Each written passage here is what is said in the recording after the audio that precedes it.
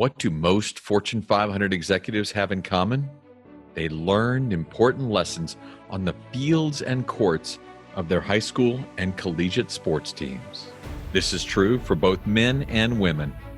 Ernst & Young found that a whopping 94% of women holding a C-suite position played sports. Their wins and losses shaped their habits and who they would become. Join me on my journey to sit with some of the brightest executives in the world as we discuss how sports shaped their professional trajectory. In partnership with Chief Executive Magazine, the voice of America's CEO community, I'm your host, Don Yeager, and this is Corporate Competitor Podcast. With me for today's episode is Brandon Landry, CEO and founder of Walk-On Sports Bistreaux. Brandon's ability to build on the intersection of sports and business is so cool that as soon as our mutual friend David Walker told me the story, I immediately reached out. As a high school basketball player in Baton Rouge, Louisiana, Brandon's dream was to be a member of his hometown Louisiana State University basketball team. It was 1997. Legendary LSU basketball coach Dale Brown had just retired and a new coach had been hired. Brandon wanted to be part of the team, but there was one problem. He was not recruited. Hard work, dedication, and the ability to be a great teammate ultimately earned him a spot on the team as a walk-on. It was during his time on that team that the idea for Walk-On Sports Bistreaux was born. Since those early days at the first Walk-On's restaurant in the shadow of Tiger Stadium, many people have taken notice. The first was ESPN. They named Walk-On's the #1 sports bar in America. Then recently retired New Orleans Saints quarterback Drew Brees expressed an interest in the business and ultimately joined the Walk-On's team as a co-owner. I get a call from a guy by the name of Chris Stewart. He said, "Hey, Brandon, I'm Drew's marketing agent. We stopped in the New Orleans location, a couple blocks from the Superdome. He'd love to sit and chat with you." And at this point, I have no idea about what. So about an hour later, I get a call back and say, "Hey, Brandon, it's Chris again. I got Drew in the car." And you can about imagine, I'm from South Louisiana, grew up an LSU Saints fan. And he goes, "Hey, Brandon, what's up, man? I'm Drew." And I'm like, "Hey, Drew Brees, what's up, man?" I was like, how is this even going on right now? Today, with more than 100 locations in the works across 15 states, Walk-Ons operates with a mission of delivering a memorable game day experience with a taste of Louisiana created by an All-American team.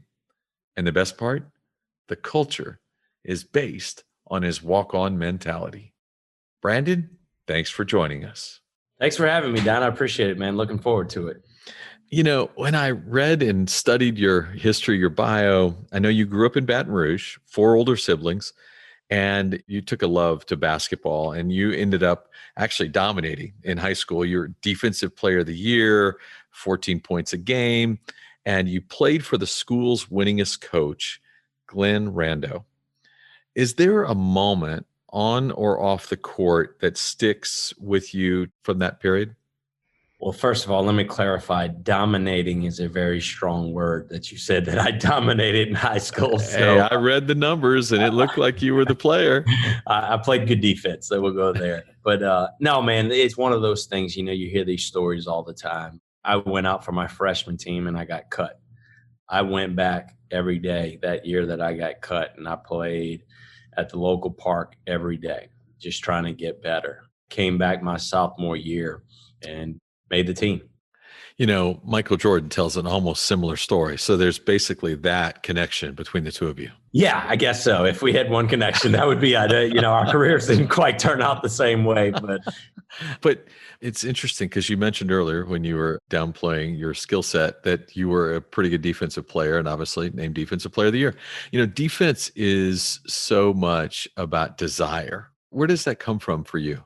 I grew up a sugarcane farmer's son. youngest of 5 kids. And, a lot of kids would like to sleep in, but I was on a tractor, even on weekends, making sure that the sugarcane fields were ready. And it also taught me at an early age, I probably didn't want to be a sugarcane farmer for the rest of my life, but it definitely instilled that work ethic. And I think that's where that kind of blue collar mentality came from, being on the team. It was like, I might not be able to shoot the best or jump the highest or run the fastest, but I'll be damned if you can outwork me. And we made it to the state championship, and we made it deep in the playoffs my senior year. And it was because we just played really good team ball. And that was something that I picked up on at an early age. It was like the 5 of us are definitely stronger than any one of them.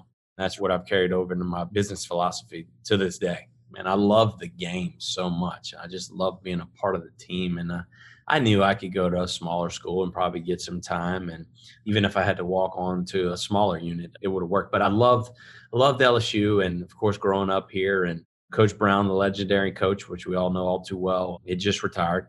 And Coach Brady got the job at LSU. And so you got a brand new coach coming in. And I went and talked to him over the summer. And I said, Coach Brady, look, I'm going to go after it. And of course, here comes tryouts. I played as hard as I could, but typically in walk-ons tryouts, defense really doesn't stand out too much.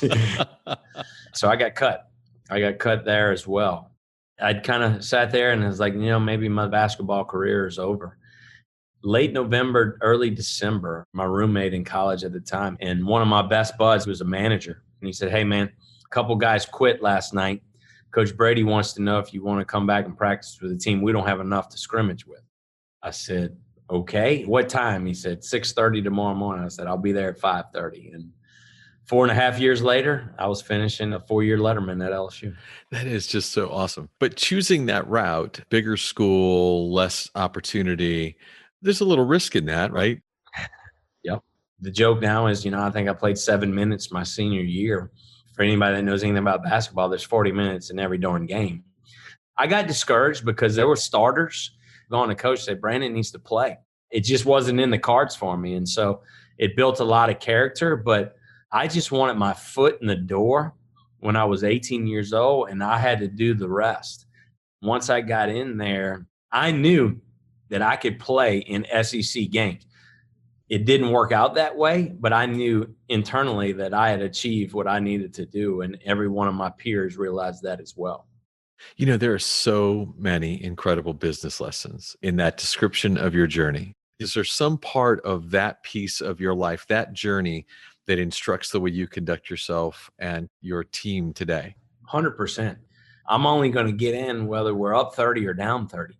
And those lessons, building that character in me and understanding that it didn't matter, because I knew through my contribution during practice, I was making the team better.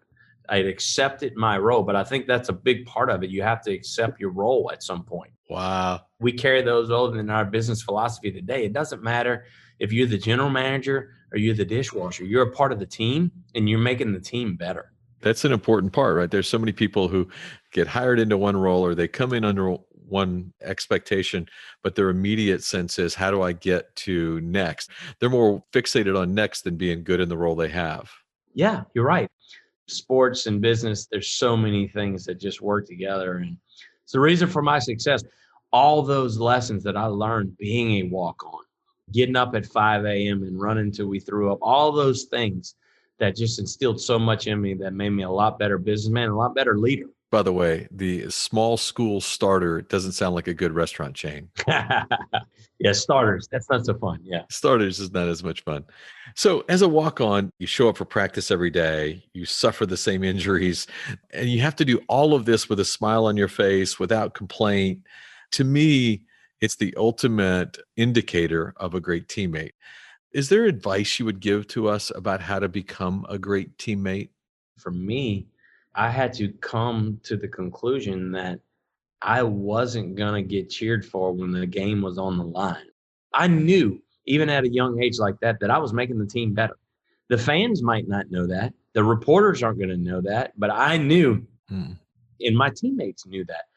That was gratifying to me. That's where I realized, okay, this is my role. This is what I'm going to do for the next 3 or 4 years to make the team better. I mean, it brings you back to the walk-on. It's Friday night, 7:30. We're on an hour and a half wait in our restaurants. Our general manager walks out of the door. How bad is the shift going to be? And most people go, oh, we'll make it. We got other people take up the slack. Friday night, 7:30, hour and a half wait. Our dishwasher walks out. How bad's the shift going to be? Disastrous. Yeah, you can't make it. Well, the general manager will be washing dishes, right?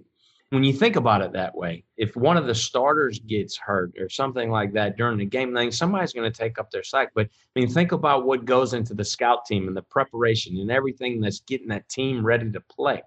Our dishwasher, is behind the scenes, hardest working he or she in the building. They're the most important person in that building to make the team, make everything flow for what the customers see. Bring it back to basketball, everything that goes on behind the scenes to be able to put that product in front of 15 or 20,000 fans, they don't realize it. So it's pretty cool to see how all these things really work together. Brandon, you made a great point that when you're playing and as a walk-on, the crowd may not see you, the media may not see you, but the teammates see you and appreciate you for what you're doing to make the team better.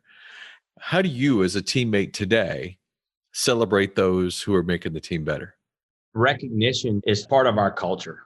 And we give out wild cards. And it can be anybody. It can be for me or it can be our receptionist. She gives a wild card to somebody that maybe helped her out and live by the core values of our company. What you're hitting on there is such a really important point. It's really awesome if there's a Employee of the Month award and everybody knows that's coming on the 12th of every month or whatever it is. But what you're saying is that these are opportunities for employees to recognize other employees. Correct. That is beautiful. Our vision is to be more than a restaurant.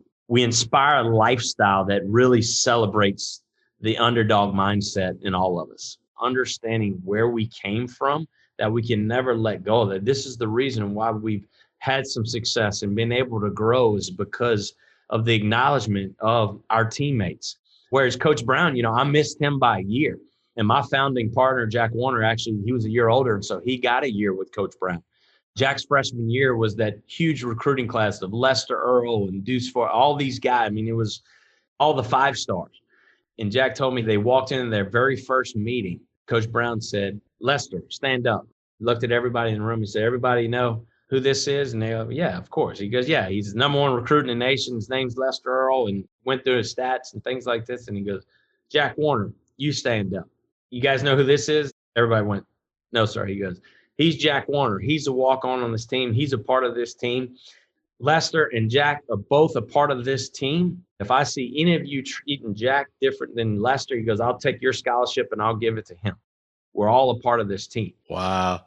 So Coach Brown, he got it. Absolutely. When I got the chance a few weeks ago to be introduced to you, I shared with you my love for Dale Brown, best man at my wedding, godfather to my children, and one of the most extraordinary human beings on the planet. So the idea that he said that to Jack really stands out to me. Like, I love that story. That's really awesome. Really cool.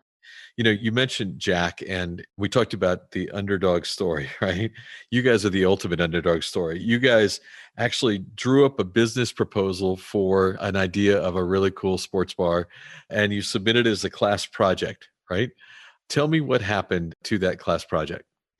We were literally on the way back from the University of Tennessee in Knoxville. I think we got beat by 40 that night. All the starters and all the scholarship players, they were sleeping. We were wide awake because we didn't play a second. And so, those little bev naps on the plane, we started doodling. And it was like, man, we're probably not going to get paid to play this game. You finally figured that out. That's good. Yeah, we figured it out. Once again, understanding where you are.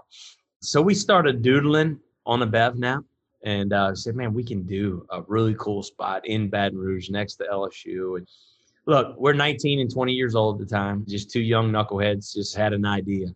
We go back and we had an entrepreneurship class at LSU, Dr. Robert Justice, and we had to do a business plan.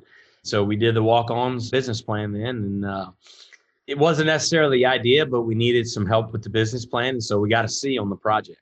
Dr. Justice said, as I guess most professors tell everybody, yeah, if you're really serious about this, son, come see me. So we took him up on it, and we said, Doc, we want to do this. So he helped us out a little bit and got our stuff together and ready to start going to banks. No kidding. Yeah. One of my questions I had for you was whether or not you gave the professor a gift card. And my guess is he's gotten a wow card or two somewhere in there, right? He has. We formed a great friendship. He just retired about a year ago, but probably for the last 15 years or so, I've gone back and told my story and spoken to the class before they did their business plan project and just kind of tell, look, not suggesting you guys go after a C, but C's aren't so bad. The FedEx guy got a C. The FedEx guy got a C too. Exactly. Yeah. My very good friend, Todd Grays with the Raising Cane's Chicken Fingers, he got a C. So look, maybe it's okay. That's right. There's future for the rest of us. That's awesome. Yeah. One of the things I love for those who might be listening who have not attended one of your restaurants is that when you go in today and you get a drink, they bring you the napkins. The napkin is essentially a reflection of the napkin that you and Jack drew on that airplane. I love that. That's right. Staying connected to your culture and your history allows everyone to feel and appreciate it. I think it's really extraordinary. Yep. January 6, 1999 was the actual game that we drew the napkin, and every one of our Bev naps is a replica of the actual drawing that night. I love it. You know, it's interesting. So we were getting in the restaurant business, and on the drawing, we forgot to draw the darn kitchen. It shows you what's important to 20 and 21 years old at the time. You wanted number of TVs and number of bar seats. Exactly. Yeah. What was that like to actually see the dream, the entire concept come to life? When you opened the door for the first time, what was that like? It was funny. Our orientation, Coach Brown, we called him up and said, Coach, can you come talk to our staff? We're about to open up this very large restaurant. We have little to no experience. We just need them to follow us. And he says, okay. So we're 5 minutes before the deal. He's not there. 2 minutes before he pulls up, and he's like, all right, guys, what do I need to talk about? It's like, oh man, Coach, I thought we told you. Like, Don, he gets into talking about the geese and how they fly in a V and how they follow each other. And we got 150 staff members looking at Coach like, what the heck are you talking about? But, as Coach Brown always does, he brings it back. He finishes up. And at the end of the speech, they understood, just trust these guys, follow them. They'll take care of you if you take care of them. And September 9th, 2003 was our opening day at the gates of LSU here in Baton Rouge. Right there. I can see every geese in place and the way he tells stories. It's so powerful. Yeah. Other than the professor who helped you work on your business plan, was there someone who was guiding you along this journey? Because you're young, you have a dream and a passion and a fire, but sometimes you want to avoid stepping in cow pies. Yeah. So, look, it wasn't an easy journey. It's not like we just got out and opened it up. We had to go to banks. And this is not long after 9/11, where you remember the economy, they were trying to get it stimulated again. So basically, if you had a pulse and you could sign your name, they were giving you a loan. Not us. We went through 6 banks. They all said, guys, we love it, but no. What does a walk-on do? Go to number 7. So we went to number 7, and it was a banker here out of Louisiana. And he goes, guys, if you're willing to bust your tail, we'll back you. Throughout the journey, we learned a lot. And looking back, it's crazy that people would even invest in us. We opened up the original location at 23 and 24 years old. And even though we were young, we were inexperienced, we never went in there and saying, we know everything. We never went in there and said, we don't need any help. It was always like, man, if there was someone willing to reach out and help us and guide us along the way and give us advice, we were willing to listen. I can't tell you how many lunches or dinners we just went and sat with people that were in the business that really understood it. And, your team doesn't care how much they care how much you care. They knew that we didn't know a whole heck of a lot about the restaurant business, but at the end of the day, they knew we cared about it. And just like anything in life, there's the naysayers and there's the ones that are taking bets on who's going to take over our building once we fail in 6 months and all the things that you hear. But I think those are also things that said, we're not failing. Once again, that walk-on mentality stuck with us. Yeah. When starting anything, sometimes failure can be your best teacher. Yeah. So when you're looking to embrace change and bring everybody into saying, hey, look, what we're doing today is not good enough, sometimes a little drama is beneficial. You brought some drama to the mix with a ceremony. Yeah. Would you share that with us? As corny as it may be, we had a burial ceremony. We took our team in the back of our original restaurant. We just said, go grab some stuff off the line out of the kitchen. We didn't tell them to purposely burn a burger or overcook pasta or anything like that. We just went and grabbed what we had. And we said, this right here, we are burying this. We're putting it to bed, and we're never going to do this again. As crazy and as corny as that is, it was a statement that we had to make to our team and to ourselves. Let's be better. It made a statement to us and our team. And here we are almost 18 years later, and we're known for our food. We're a sports bar that has really good food with a taste of Louisiana that's really traveling throughout the country. Some of our new team members this morning, I was telling them the story because they need to understand how we got here. I love that because you didn't just say you were going to change the action of actually burying it. That's just great leadership. Some of the people were kind of like, what the heck are we doing? But some of them was like, to your point, they got it. And they said, okay, nothing's going freezer to fryer. Like the only thing in our restaurants today that go freezer to fryer is our French fries. We take pride in getting fresh seafood, Gulf of Mexico seafood, and peeling and deveining and making sure that they're hand battered. That's what's really, really working for us today. It's all those changes we made back in the day with our great culture. So it wasn't just that you told them, you then went out and backed it up by buying different products and bringing different elements into the culture. So you weren't just saying it's your all's fault that we're doing all this, that we're slow and we're doing this crappy work. We're going to own part of it too. And that had to make them believe that if you're willing to make the investment, they're willing to do the work. I think in any team, if the leader accepts responsibility, they respect you because it's really easy to point fingers. Any great team out there, the coaches that get up there in front of the mic after and start pointing fingers and said, the team didn't do that. I mean, he's lost them. I'm a firm believer is looking at yourself in the mirror first before you start looking out of the window. That's what we had to do, and it's proven to be successful. Just 2 years later, your restaurant was named the #1 sports bar by ESPN. That was thanks to this idea that you were not just creating food, but a lifestyle brand. An award's an award. Sometimes you get an award and you put it on your shelf and it's a cool deal. Now, putting ESPN behind something like that, that gave us a little bit of credibility. And then it started opening up people's eyes to us. The things that ESPN mentioned in the article when we won it. First of all, you come in there and it's a very family-friendly sports bar. We were almost 50-50 male, female. And people are really happy working there. That was the start of our real growth.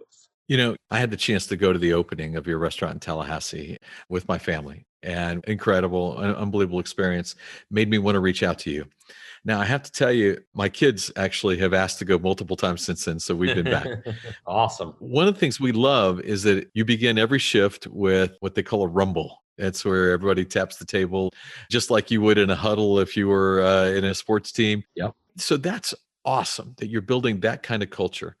But now you're in this expansion mode. You're growing. How do you replicate it? How do you keep it alive as you grow? And what level of concern as a leader do you have for that challenge? Culture is scalable. The Disneys of the world, the Southwest, in our space, Chick-fil-A, in Raising Cane's, what they've done internally with their culture and just showing that they care. Because if it's just about going get something to eat or drink, you can just go to the grocery store and cook for yourself at home. We're creating an experience and bringing people together. But also, you can't go where you want to go unless you know where you're going.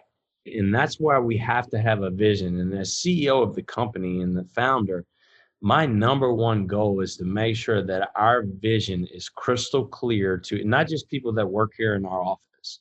It has to disseminate all the way down to an employee, a staff member in Tallahassee, Florida, up in Fayetteville, North Carolina, out to Lubbock, Texas. Everyone has to understand who we are and what we're trying to do. And we're trying to be more than a restaurant. And we tell them it's a lifestyle now. If we can inspire that lifestyle that embraces that underdog mindset in all of us, we're going in the right direction. And it's not easy because it's not easily quantifiable when you're talking about culture. That's why a lot of people, a lot of companies, it doesn't matter if you're in the restaurant business or you're in the oil field, if it's not easily quantifiable, a lot of people don't invest in it because you might not see that return on investment right away. Invest in the root to get the fruit. Wow. I mean, here we are, dining room shut down, takeout only, and our team rallies together and puts together Furlough Kitchen, where we feed over 40,000 free meals to furloughed hospitality workers, not just walk-ons employees. If you worked in the hospitality industry and you were furloughed, you can come to one of our locations and get a free meal. But that's something that just doesn't happen. Like, that's a team that is energized enough to protect what we built here, that they go out above and beyond to make sure that we're taking care when we don't even have to. And honestly, we didn't have the resources to. But oh, by the way, those hospitality workers will want to come to work for walk-ons one day if they get a chance. Absolutely. And that wasn't the point. But I mean, of course, those things are going to come back tenfold. Yeah. And like I said, it's time consuming. It's expensive. Like, we're about to do a tour throughout all the restaurants here over the summer to really explain the wild movement that we got going on. But I want them to hear it from me. Our team, we all believe it's imperative. You have to do it if we want to sustain success. And to your point, sustain the culture that we built as we grow. Because that's hard. It's easy to have culture if you got a little small group of people and you learn to grow and trust each other. The further you grow, when you drop a new organization into Tallahassee, Florida, keeping that culture alive, it is not easy. It's not easy. It's not for everyone. But if it's important to you, you'll make sure it happens. Coming up, the call Brandon received from Drew Brees and how that changed the trajectory of walk-ons. This is Don Yeager, and you're listening to Corporate Competitor Podcast. Your business phone service should not be complicated to set up, manage, and use. Nextiva connects your phone system with business apps, AI, and automation on a single platform to run your business. With their easy-to-use dashboard, you will be able to connect with your team and customers all in one place. Nextiva, powering communication across the Pac-12 and now the Corporate Competitor Podcast. Congratulations to our episode 1 guest, Dolph Burley, on his new role as CEO of Lindblad Expeditions. His team partners with National Geographic to take customers on adventure cruises around the world. You will learn how Harvard Track and Field shaped his journey on episode 1. Welcome back to Corporate Competitor Podcast. Walk On Sports Bistreaux has just been named the #1 sports bar in America, and the next wave of excitement came in 2015. Yeah, it's fun, man. I get a call from a guy by the name of Chris Stewart. He said, "Hey, Brandon, I'm Chris Stewart. I'm Drew's marketing agent. We stopped in the New Orleans location, a couple blocks from the Superdome. He'd love to sit and chat with you." And at this point, I have no idea about what. So about an hour later, I get a call back and say, "Hey, Brandon, it's Chris again. I got Drew in the car." And you can about imagine, I'm from South Louisiana, grew up in LSU, Saints fan. And he goes, "Hey, Brandon, what's up, man? I'm Drew." And I'm like, "Hey, Drew Brees, what's up, man?" So casual. Yeah. I was like, how is this even going on right now? But he said, "Man, I'd love to talk to you about what you got going on and everything about Walk On." So at that point, we just decided to franchise. So I thought maybe he wanted to talk about possibly being a franchisee. Fast forward a couple of weeks, we set up an in-person meeting after we got past the stardom and meeting with Drew Brees. We really started talking business. He said, "Man, I love everything that you guys have created. I love everything that Walk On stands for." And he goes, "I love the restaurant. I'm not Drew Brees, the quarterback, the celebrity, whatever it may be. I'm Drew Brees, the business guy looking to make an investment. I'd love to be a part of this." Within that year, Drew ended up buying in as my partner and became 25% owner of Walk On's Enterprises, which is our parent company that owns everything here. And so, a Saints fan aside, football fan aside, he's just a good person. He does things the right way. And I think it also gave us a lot of credibility on the national level as far as the type of person that we had. They all know Drew's a great guy, a good family guy. Yeah. And it was kind of funny because in the meeting, he was like, "I'm not a walk-on, but I kind of am." He goes, "I got a scholarship. Growing up playing football in Texas, I wanted to play football in Texas." And he goes, "I got an opportunity at Purdue." And, he cherished that opportunity as well. Then he goes to the Chargers and hurts his shoulder, and nobody wanted him. They had 2 teams, the Miami Dolphins and the New Orleans Saints. And Nick Saban at the time said, "Can't take the risk." Yeah.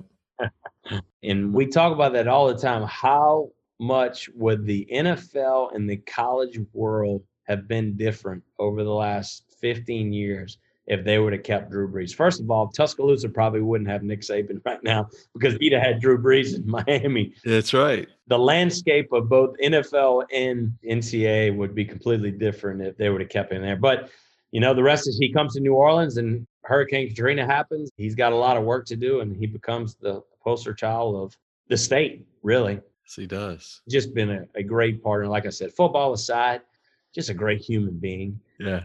Is there a lesson you've learned from Drew as your partner that is driven by his unique perspective as an NFL quarterback might have taught him? How to treat people. Mm. The way he treats people and respects people is unbelievable. And look, this is a guy that can't walk down the streets without signing 25 autographs. He's talking to you, he's going to give you undivided attention and shows you complete respect. He's not one of these guys that's looking over your shoulder, your head, thinking, okay, well, I'm too important to be talking to this person. It's amazing the amount of respect that he gives people in front of him and the time. I mean, there's nothing more valuable on this earth, as you know, than time. Honestly, I mean, as much as he's brought to the table with being a partner, just for me personally, understanding the value of relationships, and just the way he raises his kids too. He's coaching them. Yeah. So you and Drew, I love the way that sounds, by the way, participated in an episode of the hit TV series Undercover Boss to reveal core values, team unity, the things you're learning through the organization. Now, I must say, the two of you were unrecognizable, those wigs, really bad. But most CEOs never get that behind the curtain opportunity to learn the stories of those who work for them and see the business from that vantage point. Are there a couple of lessons you might have learned from that experience that were very shaping for you? Yeah, absolutely, man. People see the show and they see the rewards that usually the employees get at the end. They say, man, that's so cool what they get from them. But Drew and I'll be the first to tell you, we got more out of it than anybody, just because, once again, it goes back to everyone has a story. If you just take some time to get to know it, it makes a difference. I don't want to spill too much for Undercover Boss reasons, but they take you and, I leave my family for 2 weeks. I don't know where I'm going. I don't know who I'm going with because they don't want me to really dig in and get any research on any team members that I may be with. Like they want it to be much of a surprise as it possibly can. So literally when I'm leaving my house waving at my family, I have no idea where I'm going. But I got the opportunity to do 4 jobs with 4 of our teammates. Like Jessica in Lafayette, once you see the story, she works 2 jobs, 16-hour days at walk-ons, and then she may go drive Uber or clean houses on the weekend. She's raising 4 kids. 2 of them are her sister's kids that suddenly passed away that she had to take into her house. So, and I'm sitting here, and this is a lady that has so much going on at home that she has to deal with. But when she walks inside the door of walk-ons, she is everything we want her to be. She embodies the spirit of a walk-on. She's a team leader back there. They call her Mom Jess in the kitchen over there. She brings popsicles during the summertime to make sure our staff is refreshed. These are things that everyone has one of these stories. And this is someone that lives and dies walk-ons, loves it, but has so much of that stuff to go home to. And then Drew had the opportunity to meet with Anderson, that lost his father. And he and his father's favorite thing to do was to go to Saints games. His idol was Drew Brees that did so much for the city. And he has no idea he's telling this to Drew Brees. I was behind the scenes on that episode, in tears. The production crew sitting there is like, we've never seen anything like this. Thousands of employees and people that are wearing this logo everywhere. But, you got to sit back and think something like everyone's got their individual story and they're that walk-on. They're doing the behind the scenes stuff. So our guests can experience, but you never know what's going on behind the scenes and what they may be struggling with. Yes, it brought tears to my eyes then, brought tears to my eyes as you're telling me the story now. Incredible. But I also know how important culturally that charity is to you. And in the true spirit of walk-ons, you did something extraordinary in 2019 at the University of Louisiana Lafayette. I'd love for you to share what you all did at ULL. Coach Napier asked me to go talk to the team, and Before I went over there, he said, look, I got a walk on that I want to award a scholarship to. Would you mind doing that? I said, would I mind? I said, I would be honored. So I went and told our story. And at the very end, I knew where he was sitting, played it off like I needed a volunteer and called him up. I was able to partake in giving him his scholarship. Wow. TJ Worsham, he's been an integral part of that team. And we want to make the communities that we're operating in and a part of better. Our Game On Foundation is we restore, refurbish, we build youth sports facilities around the areas that we're in. And we've done some courts, we've done some gyms, we've been able to provide gear for teams that may not have the resources to get it. And then, of course, you always have to be able to pivot, right?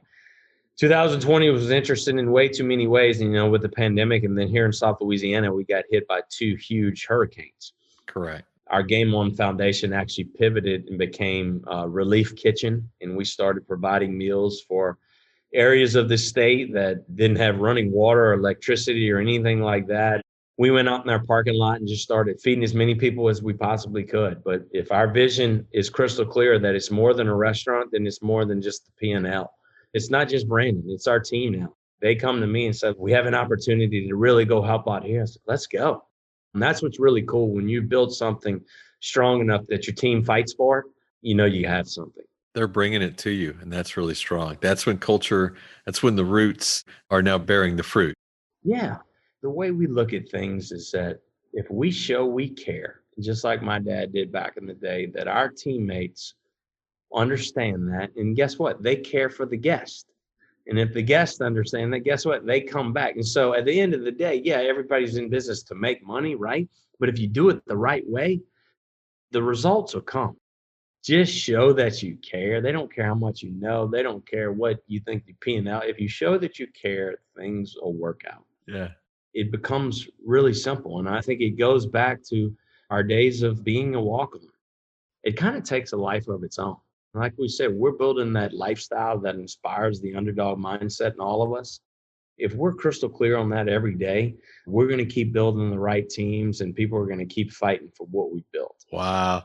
Brandon, this has been an extraordinary conversation. So insightful. I love the lessons from your dad. I even love the opportunity to talk about Dale Brown. Yeah.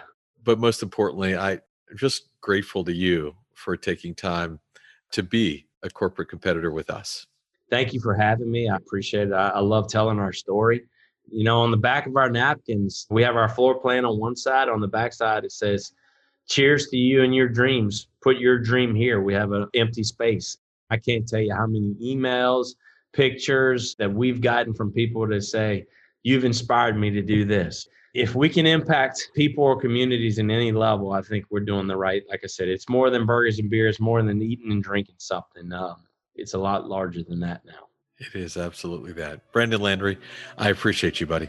Thank you, man. Appreciate it, Don. Thanks for having me. I loved learning how Brandon did not let the outcome affect his effort. He knew that as a walk-on, he was never going to play as much as teammates on scholarship, but he worked to prove to himself every single day that he could play SEC basketball. The next time you are faced with a challenge, instead of relying on recognition, seek internal validation and keep your eye on the goal. And as always, be a great teammate. If you could share one habit, one thing you've done consistently that allowed you to separate yourself from your competitors, what would it be? In my 30-year career, 2,500 of the greatest athletes, coaches, and leaders answered that question for me. This is Don Yeager, who did that article I was telling you about. Don, Dave Sims with Coach K. How you doing? Hey, Don. How you doing, my man? Great, sir. How are What they gave to me is what I'm giving to you in my online course, Journey to Greatness. Through engaging storytelling and on-demand videos, you will learn the 16 habits that will jumpstart your personal growth. I will instruct you on how to apply these winning characteristics to your life through custom workbook exercises. We are slashing the price for our podcast listeners. Lifetime access to Journey to Greatness is normally $399, But for our podcast listeners, it will be $49 with the code podcast at checkout. Click the banner on corporatecompetitorpodcast.com to enroll. Thanks for listening to the show. I would be so grateful if you left us a rating and a review. We will be rolling out a new episode every Wednesday. To be the first to listen, subscribe to the podcast on our website, corporatecompetitorpodcast.com. Plus, as a thank you gift, you will receive a free chapter from one of my best-selling books on the habits of high-performing teams. Stay in touch by connecting with me on social media at Don Yeager, Yaeger, on Twitter, Facebook, Instagram, and LinkedIn. Until next week, I appreciate you.